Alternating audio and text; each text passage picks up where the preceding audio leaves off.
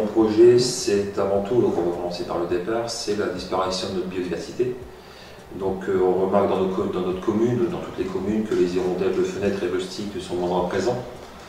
Les hirondelles de fenêtre, surtout étant donné que les particuliers ne supportent plus le fait d'avoir des fientes sur voler leurs fenêtres et se permettent on peut le comprendre, mais se permettent d'enlever les nids.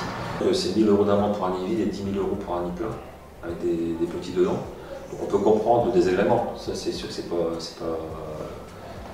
pas super d'avoir des fientes à longueur d'année, surtout l'été. Quand ils arrivent d'Afrique, les hirondelles arrivent, ils reviennent à leur endroit habituel, construisent leur nid avec de la boue, des matériaux, et quand ils font leurs petits, toutes les déjections vont sur les fenêtres. Donc le but de la tour, c'est afin d'éviter de détruire les nids, c'est d'avoir un hôtel à hirondelles dans le secteur d'Anzin où il y en a, parce qu'il y en a très peu sur Anzin, et avec ce système de faire venir les hirondelles sur la tour, et afin d'éviter les destructions des nids au niveau des habitations. Comme je suis donc le président de l'association sur Anzin, je me promène énormément sur Anzin pour les différentes espèces d'oiseaux. Et je me suis retrouvé justement, après le pont de Bruet, je me suis dit, tiens, il y a des nids d'hirondelles. Et ça, c'était l'année passée, j'avais commencé l'année passée. Donc là, il y en avait pas mal. Et cette année, j'ai vu qu'il ne restait que 5. Et que tous les anciens nids avaient été détruits par les particuliers. Donc là, je ne peux rien faire comme action, étant donné qu'il faut avoir des preuves pour dire que voilà, une destruction de nids d'espèces protégées. Et là, je me suis dit, c'est pas possible, on ne peut pas continuer comme ça. Je comprends les gens, mais il faut faire attention parce que c'est une espèce très importante.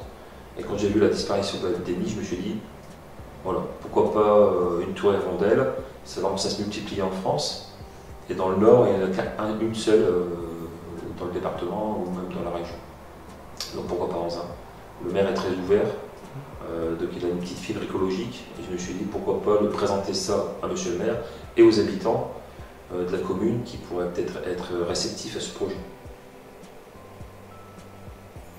Alors je dirais aux Anzinois de croire en l'avenir au niveau de la biodiversité, qu'il faut à tout prix défendre les espèces qui sont en agression, qu'il faut tout faire pour nos enfants, nos petits-enfants, pour continuer à avoir nos oiseaux dans nos villes.